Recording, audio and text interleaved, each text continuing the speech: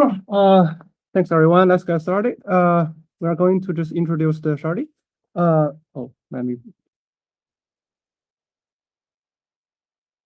are going to introduce the Shardy. It's an MLIR-based tensor partitioning system for all dialects, and it's a next generation partition system to replace the existing GSPMD and the PartIR. First of all, we'd like to introduce the background for this new partitioner and introduce several backgrounds for the parallelism and the scaling. Although there is a debate on that if the scaling law is come to an end, but we are still at the age of to further enlarge the scale of the current ML models and the workloads. So the generative AI models and other related workloads are still at this trend to scale even larger. And we are trying to, we have to rely on the parallelism and the complicated distributed computation to handle these large workloads. And here we are trying to handle the problem to partition the computation and distribute them across the large data centers and the computing workloads. So first of all, before that, we are trying to dive into the physical layout of these accelerators. Both the TPU and the GPUs and other accelerators, they have just formed a mesh to in the data center, and they have this forming like an array, and they just form the high dimensional topology to serve the workloads. For example, for the TPU, it's usually just a 2D or 3D topology, and we just define each dimension as an axis, and we also have the interconnection between along each dimensions. For example, for the TPU, we have the torus topology to connect the devices in each dimensions, such that we can have defined the interconnect or just the coarse data center interconnect between these devices to do the communications. Based on that, we just make an abstraction based on this physical mesh. We have defined the logical mesh, which helps the ML developers to simplify the processing of this topologies. For example, if we just have this large clusters of computation devices, and we can just assign them with to use a mesh to specify the shape of this, specify the topology of this computing clusters, and assign each name or each axis names to each dimension, and then apply each dimension to apply each axis to the specific dimension to achieve the parallelism. The simplest example is that we can achieve the batch parallelism to assign the to partition the batch dimensions to across all devices. Also, we can partition the model dimensions, or also known as the tensor parallelism, to partition the model weights or just the related dimensions across all the devices, such that we can achieve we can partition the workloads and partition the memory consumption. This slide we just demonstrate how we achieve the batch parallelism. For the batch parallelism, is quite simple, that we just keep a full model copy on each devices and partition the data.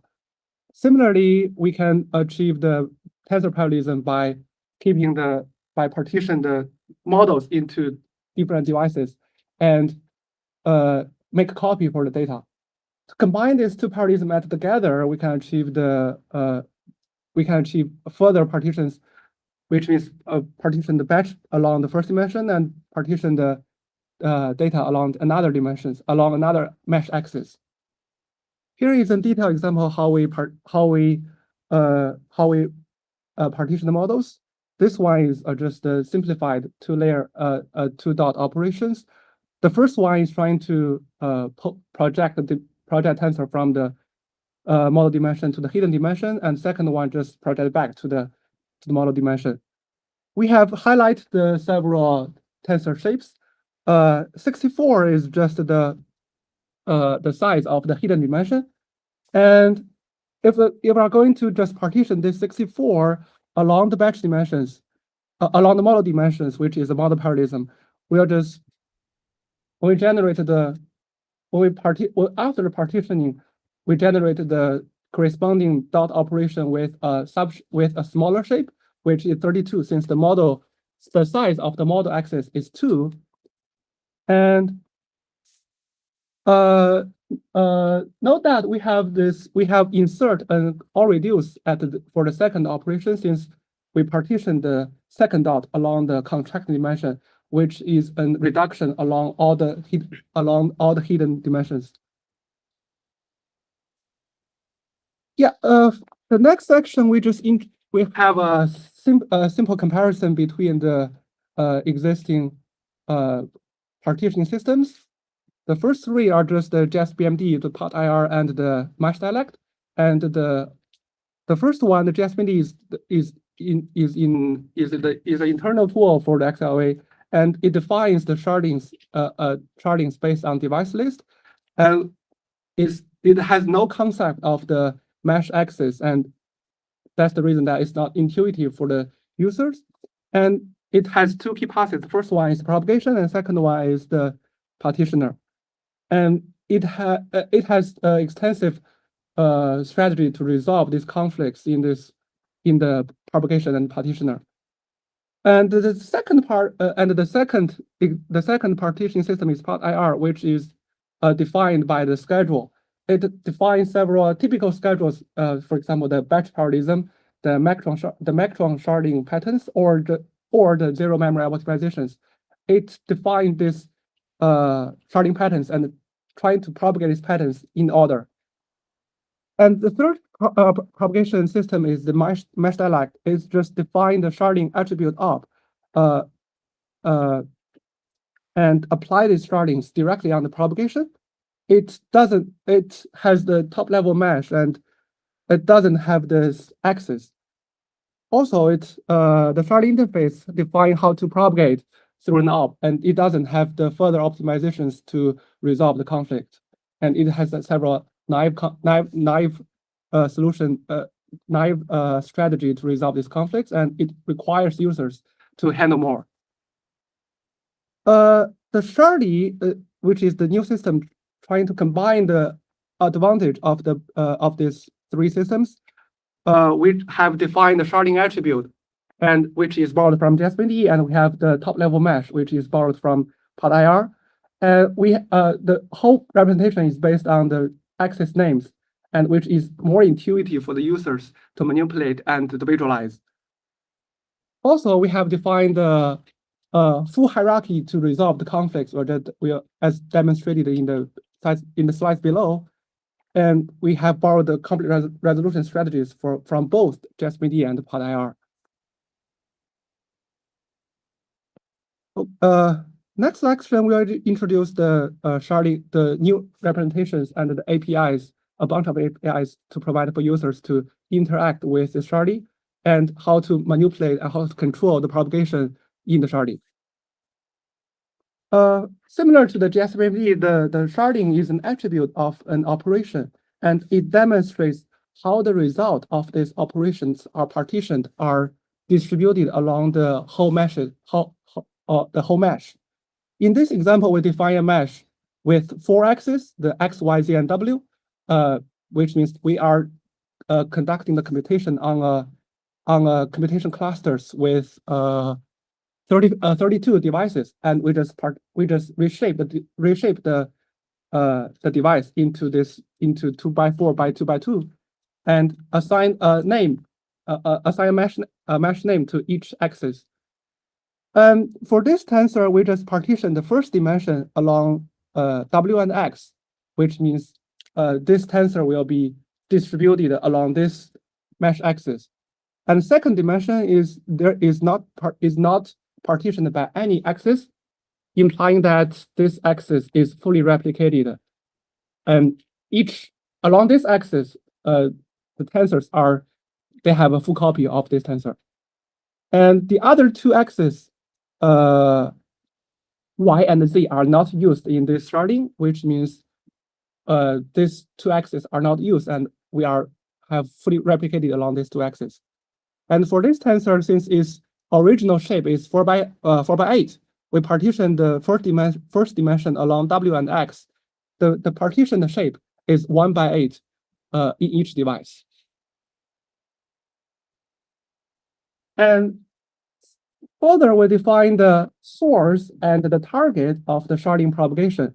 On the source part, we define the explicitly replicated axis, which cannot be propagated to further partition and tensor. For example, in this sharding, we just define the y is replicated, and y cannot be used to further partition this tensor. This tensor cannot has to be fully replicated along this axis. Other than that, the non-defined the axis not in this set is the implicit replicated. It can be further propagated and to partition this tensor. On the target side, we define the if a dimension is open or closed. If a dimension is open, it can be further modified. It can be further partitioned by the implicit replicated axis. If a dimension is closed, it's not editable. So we define the source and target for the propagation. The source can only be the implicit replicated axis, and the target must be an open dimension. We further expose a user priority for the developers to help them to have a better control of the propagation system. Since it is the users may usually treat the propagation and the partition as a black box, and it's unclear for them how the propagation works and how the shardings are respected in this propagation system. So for the user priority, we are exposing this API for the users, and user can specify attach the priority to each dimensions. And the propagation system will process the shardings in order. We'll process the shardings with high priority at first, and then process the shardings with lower priority. Yeah, in this example, on the left side, if we just attach the since we have P0 and P1 for this different dimension shardings, we will handle the P0 at first and then handle the P1. In that way, there is no conflict. When we handle the P0 at first, we'll propagate the Z. We'll propagate Z to the. We'll propagate Y to the L0 at first, and otherwise it will require the conflict resolution between the X and Y. Since it's possible that we can propagate X and sharding axis X and Y to the L0 at the same time. So this one is a real conflict, and the user can just to control the propagation how to resolve this conflict. So we can specify priority with the number system. Yes. So the 0 is the highest priority. Yeah, 0 is the highest one. Okay. And you can specify any number. You can specify P1000. Oh, yeah, so lower is higher. Yeah, okay. yes. Got it. The 0 is the highest one. Yeah. So with this priority, we can the users can specify the schedule in the PartIR, and it's easier to implement several strategies. For example, to implement batch priorities method first, and followed by the macron sharding, and finally the zero memory optimization. And this one, the sharding rule is just tell Shardy how to propagate shardings along a specific operation, and we use intuitive representation to visualize that. For this, we have two examples. The first one is the dot operation. The sharding rules is the equivalent to its ISOM notation. For this example, we use the IJKL to demonstrate the relationship between each dimension. Yeah, with this sharding rules, it's easier to find out which dimension is the batch dimension, and which dimension is the non-contracting dimension, and which one is the contracting dimension. And for the dot, it's just equivalent to its ISOM notation. And we also define the compound factors such that we can decompose a single dimension into multiple ones, into multiple subdimensions, and a dimension can correspond to multiple factors. In this reshape example, we have defined that we just reshape the tensors from 8x4x5 to the 2x16x5, and we use this IJKL. I think, yeah, this one when we can decompose a single dimension into multiple subdimensions, it's easier for us to just visualize the relationship between these dimensions. And we will propagate shardings along these factors as shown in the next section. And so we just provide these sharding rules APIs also to the users. Users can specify this specify the relationship between these different dimensions, and we will just follow this sharding rules to propagate shardings. And following these sharding rules, we just support the propagation in 3 directions or just in 3 ways. The first one is the first two are just forward and backward propagation, which is propagate shardings from operands to results and from result to operands. We also support the sideways propagation between different operands and propagation between different results. The next section will introduce how we apply the sharding rules to the and propagate shardings along these subdimensions, along these factors. And in this section, we just introduced a basic example without any conflict, and we have a single slide to demonstrate the full hierarchy for the conflict resolution. If you have extra time, or we can just discuss more details of the conflict resolutions, we have the backup slides to demonstrate to visualize the algorithm. Yeah, the propagation algorithm, in essence, it has 3 steps. The first step, the propagation happens at the factor shardings. Factor is just the subdimensions we have mentioned in the sharding rules. The factors are just the I is a factor, the J is a factor. It's just a subdimension. And we propagate shardings in the factor space. So therefore, the first step is to project shardings from dimension space to the factor space. And the second step is to propagate shardings in the factor space. Finally, we project shardings back to the dimension to form the tensor shardings. Since the shardings are just we manipulate shardings in the granularity of dimensions instead of operations or just the tensors. We are using example for the dot to demonstrate this algorithm. This one is kind of a general dot operation. We only have one non-contracting dimensions for LHS and RHS, and there is no batch dimensions. For this one, only the LHS has the initial sharding, and RHS and the result are fully replicated at the beginning. The first step is to define or just to get the sharding rules. For this one, it's quite simple since it's standardized dot and its sharding rules is ISOM notation. Users can also define their specific sharding rules for specific operations. With these sharding rules, we can fill this table. And in this table, each row represents a tensor. And for this one, since we have 3 tensors involved in this operation, we have 2 operands and 1 result. Also, each column represents a factor. We have a factor ijk. I is the LHS non-contracting dimension, and factor k corresponds to the contracting dimension. Not all tensors contains all the factors. For example, the result doesn't contain the contract dimensions, and we just fill this table using the initial sharding. Since only the LHS has been partitioned, has the initial sharding, we just fills the corresponding cells with the existing sharding axis. In this example, it's batch and tensor, and that's the first step. We just project shardings from the dimension space, from the tensor and dimension space to the factor space. The second step is to propagation along the factor space. To visualize it is quite simple. That we propagate shardings along each column, since it corresponds to the same dimension. And in this example, we propagate a batch along the factor I, and then we propagate tensor axis along the factor k.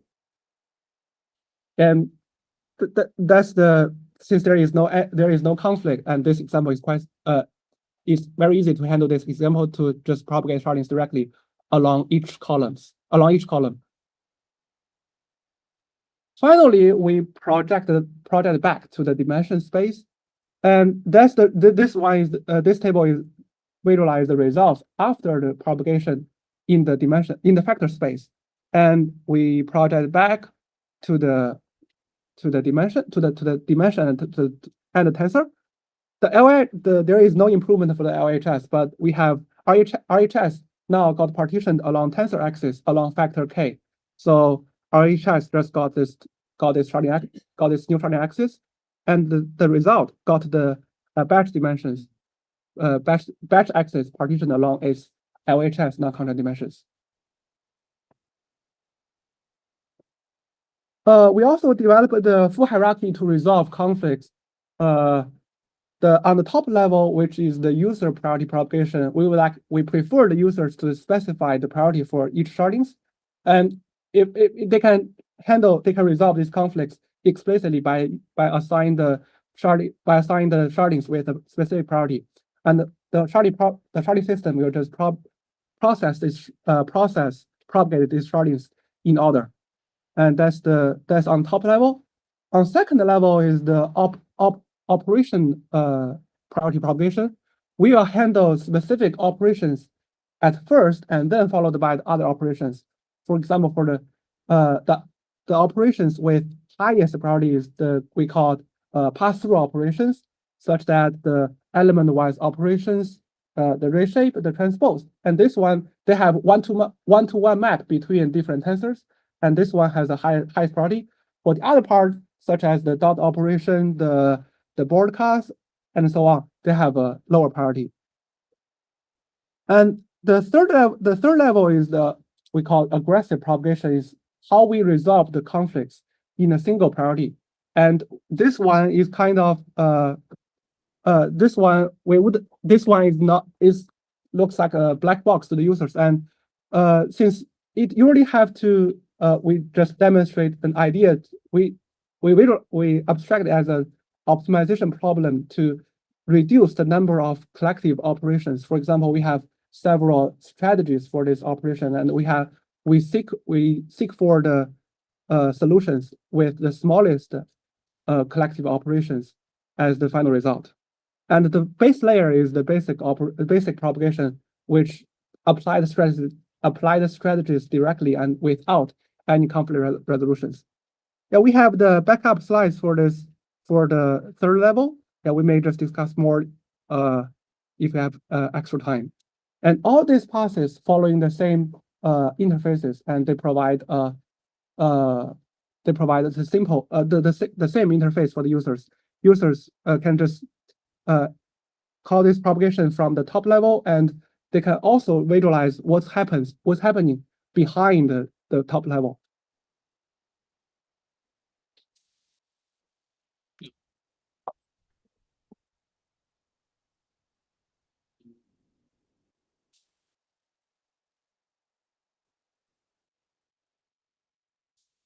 Oh, Kristen. Sorry, maybe one question about the aggressive propagation policy. So how do you define what's the way to propagate the sharding spec with less connective communications? So do you have heuristic about how many data are exchanged between devices and calculate? Okay, we can have a quick example on that.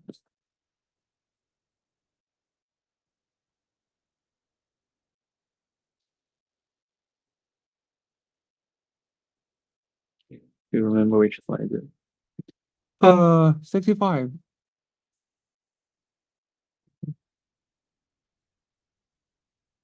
Yeah, this example is a little complicated than the one without any conflicts. Could you go next slide? It's just the factors.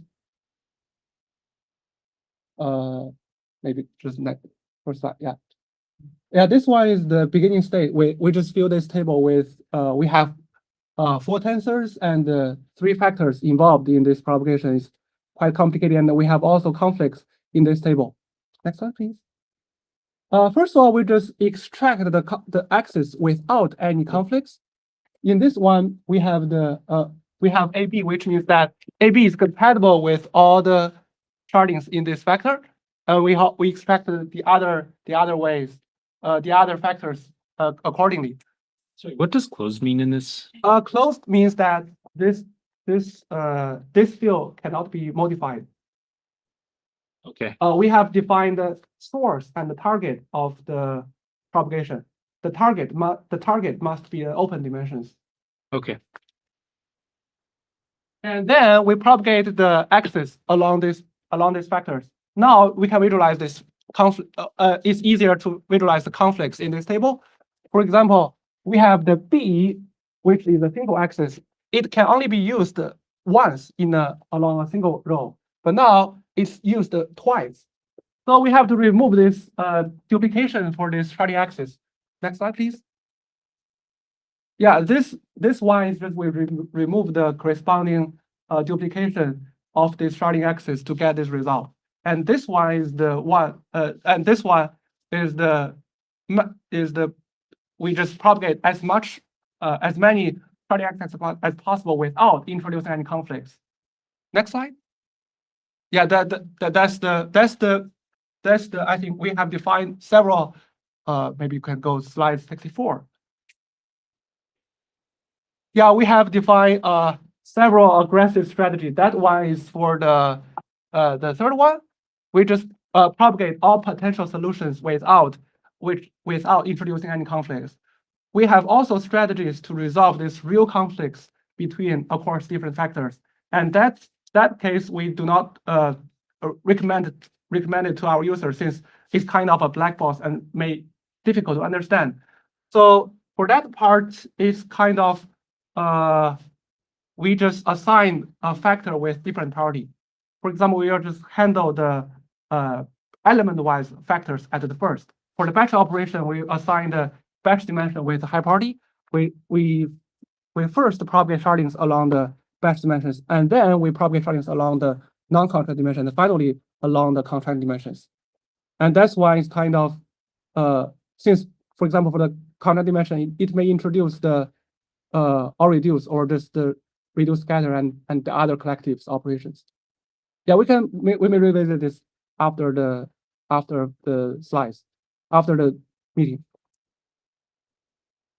All right.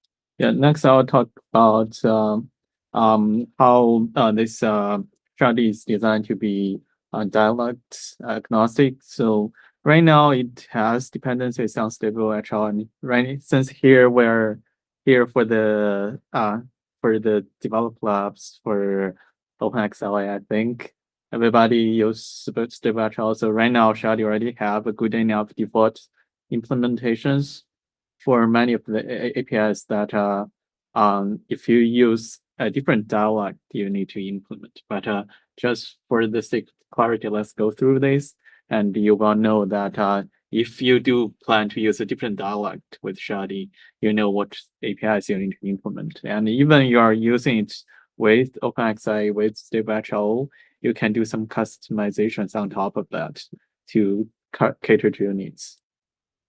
So like first, as Zishan mentioned before, we have this sharding rule, which defines how the sharding propagation works, what's the relationship between each op's tensor dimensions.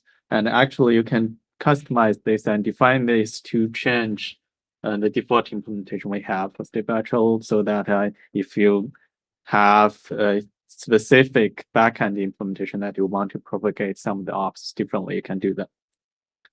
And then we also have this branch-based ops. So basically what this means is that whenever you have branch, like you have if statement, you have if statement is manifest as a conditional, I guess in StableHL. So for example, if you have if statement, you have while, all those things will actually branch into a caller function, like you call some computations. And the sharding rule we were just talking about only defines how the sharding propagation works between ops, but it doesn't define when you actually branch into a computation, how the sharding goes into that computation. So we also need to define this sharding-based ops interface to specify the relationship of the dimensions when you want to propagate shardings into computations, into sub-computations. And one more thing that we want to bring to your attention is that we have this constant splitting. And I think for any of you who have worked with any of the sharding partitioning and sharding propagation system, you might have already encountered this issue where most of the compilers in general, they do what we call CSE, common sub-expression elimination. So basically they fold things they think are the same into one op. So, and that happens most frequently on constants. So for example, in this example, you can see that we have 3 different ops: add, divide, subtract. They all have the same constant as their operands. And then a general compiler optimization will just use the same constant for all those ops. But this will cause an issue for sharding propagation because during sharding propagation, if we use the same constant, then the sharding will actually leak into other ops, into unwanted places. For example, here, if we use the same constant for all these 3 ops, which means that these 3 ops will have their operand to be sharded the same, which means during sharding propagation, this sharding will propagate back to all these 3 ops. But in many cases, real situations, we do find our users want them to be sharded differently. So, which means that in order to achieve this, what we do is we do constant splitting. We will create a different instance of constant for each of the constants, just for the sake of sharding propagation. And then we will run sharding propagation so that like even the same constant could potentially get a different sharding, which is give the most optimal sharding propagation results. And then after this, we will do a constant folding again, which will fold the same sharding with the exact same. We will fold the same constant with the exact same sharding back to the same constant. And this avoided the issue of polluting some other ops with shardings from the constants. And also, just as Trent talked about briefly, we have this op priority so that the users can define themselves to specify which op should take precedence over other ops. So like right now, for example, for stable we have some good enough heuristics and default implementations. Like for example, we think some of the ops definitely is more obvious to propagate, like element by swaps, add, subtract, divide. Those definitely take higher priority. And some of other more complex ops like dots, we propagate them after element by swaps, etc. So all above the list of APIs that we expose from Shardy that you can modify to work with your own dialect, or if you want to change the implementation for stable actual, you can do that. Does Shardy, can you compile Shardy without XLA? Right now, you can't. Right now, it depends on stable actual, but we are working towards that to make it working. You can come to in future, it will. Okay. Yeah. But right now, it depends just on stable HLO or on the entire XLA build? Just stable actual. Yeah. Okay, and then besides this, we also have some debugging features that we introduced into this new Shardy propagation partitioning system. The first thing is that we have a visualization system, which is built on top of this visualizer called Model Explorer. It's also developed by Google as well, and I think it's open source. So basically, it provides this hierarchical view of tensor graphs, and you can actually visualize on the whole MLR-based graphs using this. And also, as mentioned,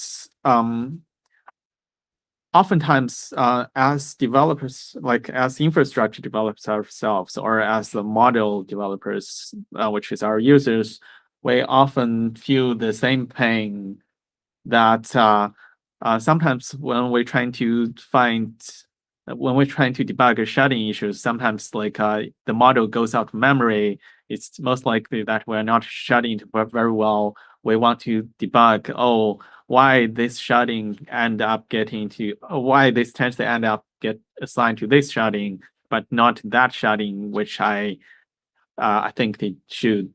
So like we provide this sharding tracing system, which allows you to easily do this. So basically, typically how this sharding system works is that like user puts some annotations on some key tensors at a few places, and then the sharding propagation will take care of the rest of things and propagate to the whole graph. So, but then sometimes we might miss a few sharding, we might have placed the sharding at not the exact place that it needs to be. So that requires us to actually further look into the sharding propagation and how it works. So this actually helps to expose the sharding propagation system which is a black box itself, to kind of open it up to the users in a way that user can visualize how it works, but it doesn't have to concern too much on how exactly the implementation under the hood is. So from this, here is actually a quick demonstration of, you can see how this sharding tracing system works. So basically, you can see that it tells you like how the sharding goes up and down, and you can see actually, if I know like some sharding, it's at this place, it tells you what's the origin of the sharding it's from. So this really helps to simplify the process to find the source sharding that has been propagated to all the places in the graph, and it's easier for user to debug to place the right sharding in the right place.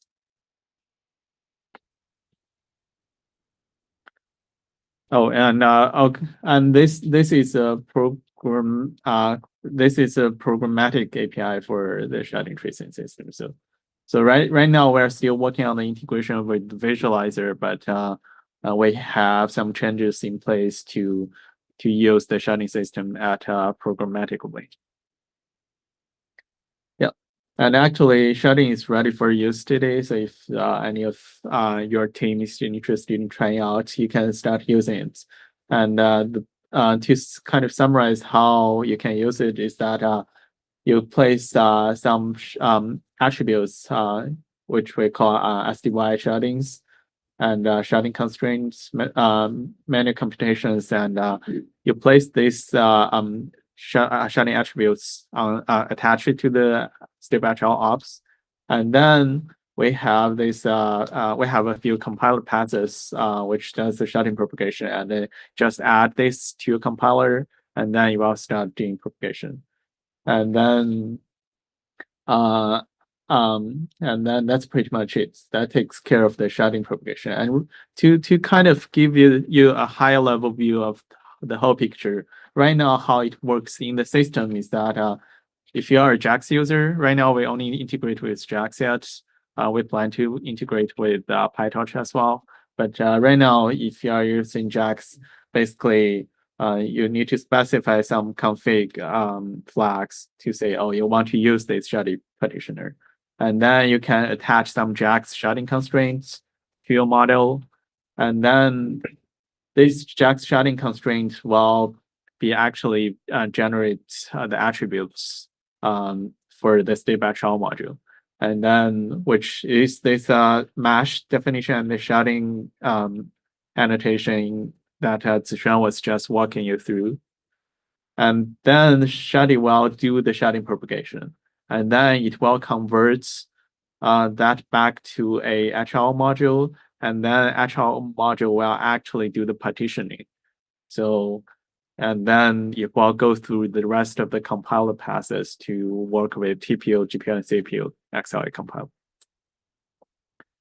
And we also have some plans that we are working on in future. Right now, as I mentioned in this picture, Shardy has its dedicated sharding propagation infrastructure, but it still relies on the open source GSPMD to do the partitioning. And in future, we do plan to have a Shardy dedicated partitioner. But right now, since GSPMD is open sourced, so you can actually use it as well. So right now it works in tandem with GSPMD, but in future you should get rid of that dependence as well. And also, as I mentioned, right now we only have integration with JAX, but we do plan to make this work with PyTorch in next year. And also we plan to Through which path would this be? Torch XLA? yeah. And we also plan to allow CMake and Bazel to compile the sharding infrastructure. And also, as I mentioned, right now it's has dependencies on StableHL, so it only works with StableHL, but we plan to make it fully dialect agnostic in future. But right now, like if you want to use StableHL, then it works right out of the box. So to kind of summarize what's our developed today. So basically we have this sharding propagation and partitioner system, which is fully open sourced, and it has some novel new APIs, which is more flexible than any of its predecessors, and it gives user more control on specifying how they want to make how they want sharding propagation works. And also it's dialect agnostic, and also it provides these helpful debugging features that user can use to self-guide themselves to find any of the sharding issues. And that's all for our presentation today. Thank you.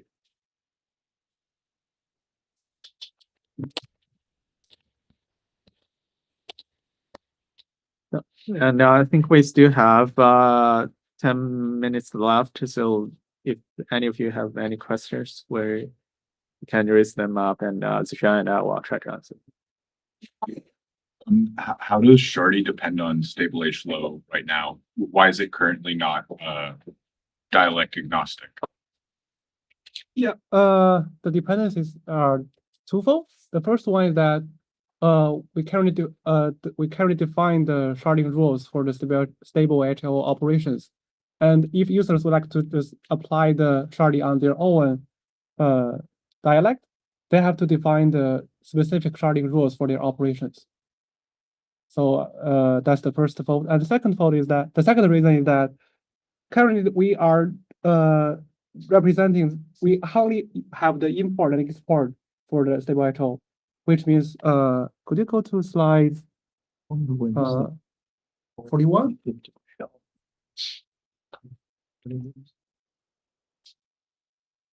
Yeah, currently we have only we implemented the pipeline to import from stable HLO and export the stable HLO module.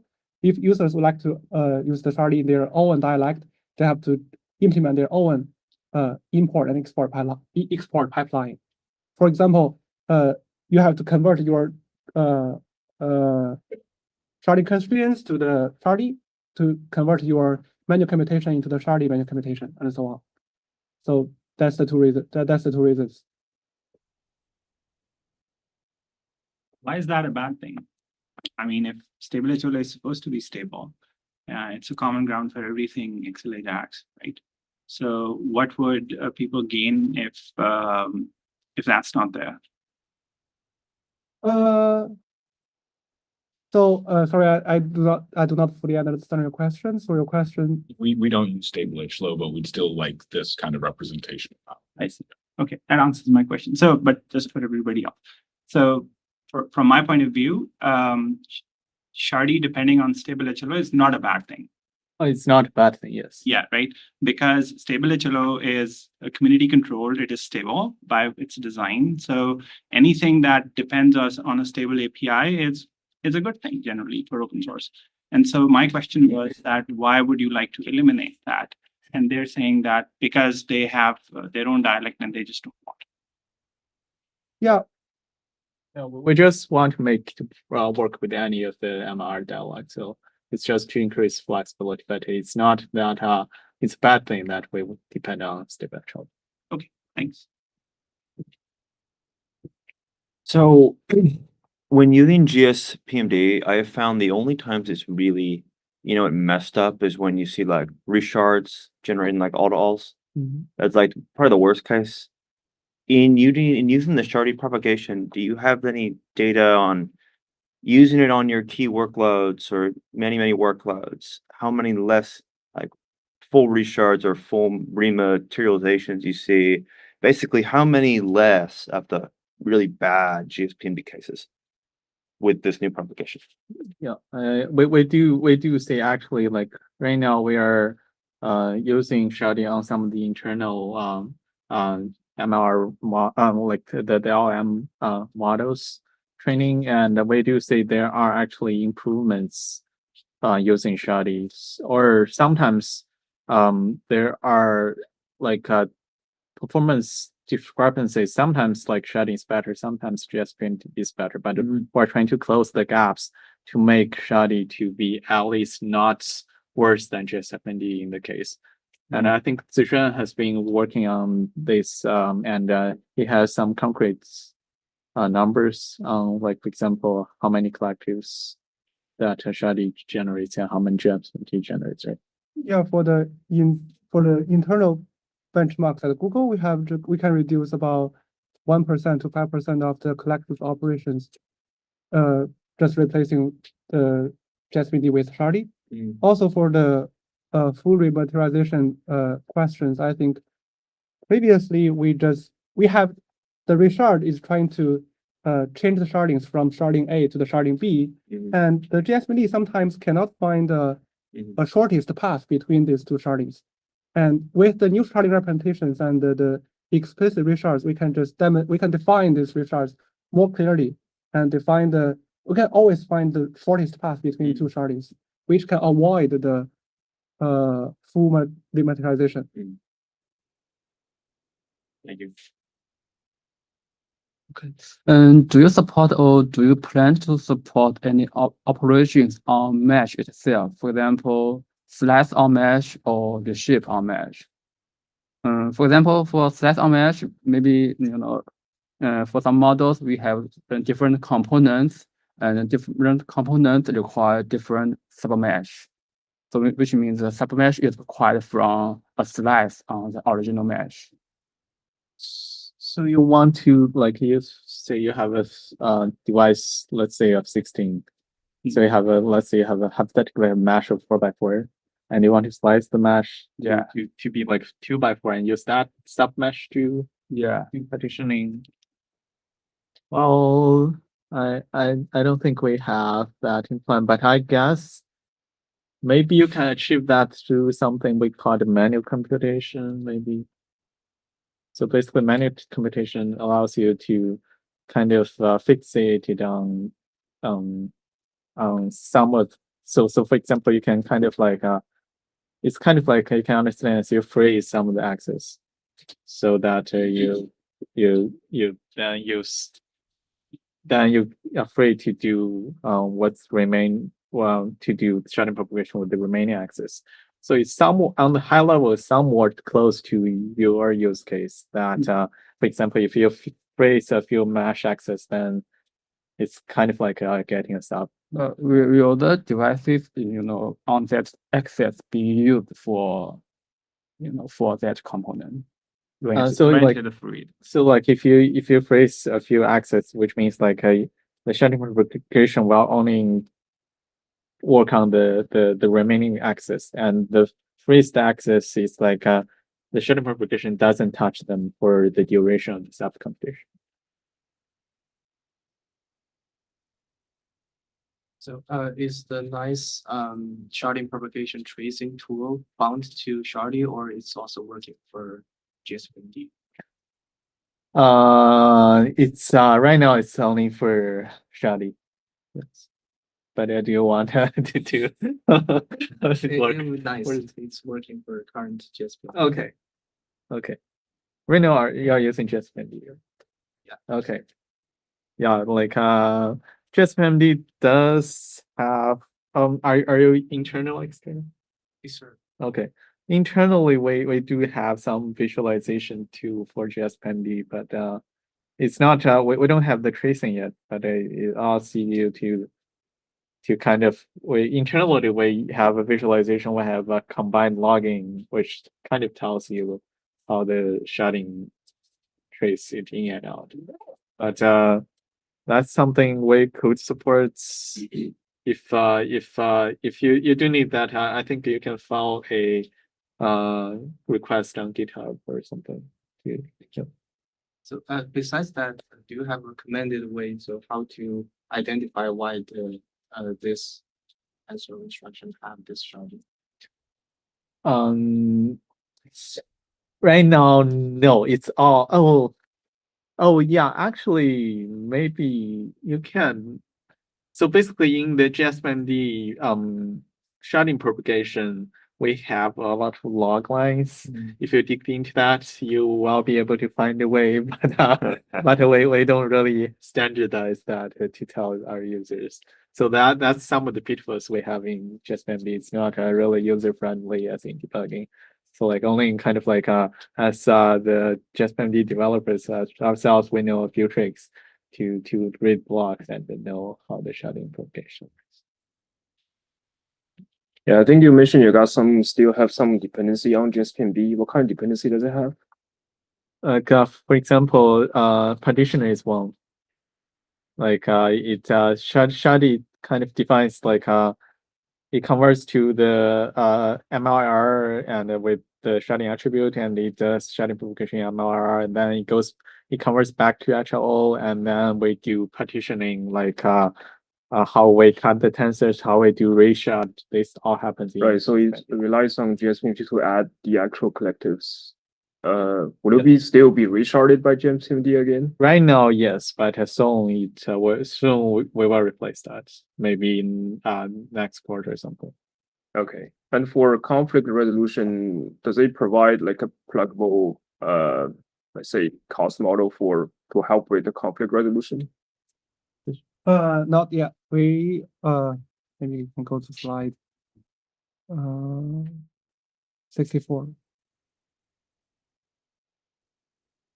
Yeah, that's how we resolve conflicts. We prefer the users resolve them by their priority, Okay. and then we will resolve them by the operation priority. And we have defined several strategies and different levels of different levels of aggressiveness to resolve the conflicts.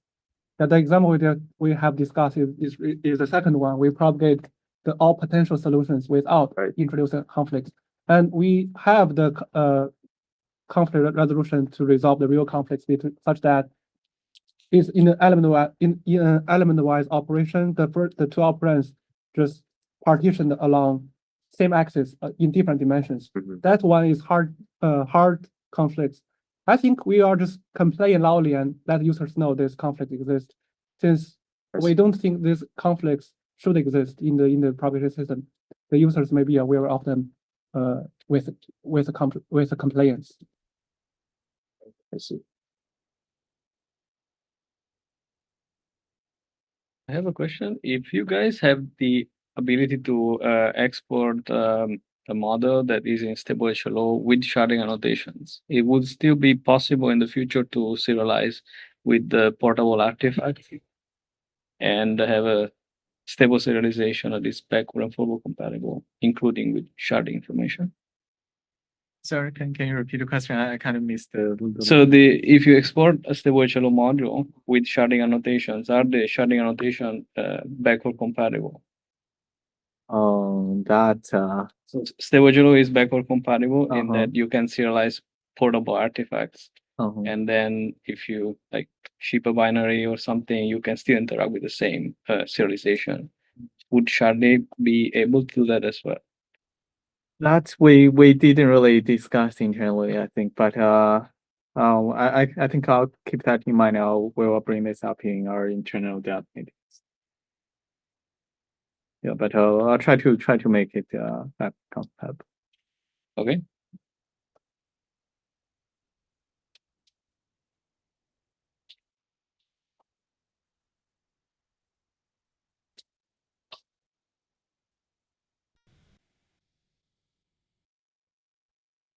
Any more questions? One, Mhm. what happened to the name Chardonnay? It got shut down. Like it's has bad It's kind of cool though. it has bad connotation in it. Like I think it's alcohol it's alcohol, so not a very good image. So like it's kind of like side joke. We used to name it as Chardonnay, which is champagne. Mm. Yeah, but then when we're trying to open source it, like we are asked to change the name because it's alcohol is not. Yeah, it's more fun, right? Yeah, we agree. All right, I think that should be all for today. Thanks all for attending this. Thank you. Question. So now we have to specify in the JAX, right? We have to specify. Just see. So we will stop the recording. So we can give it a shot. Oh, okay. Need to stop. Yeah, just give us 1 second.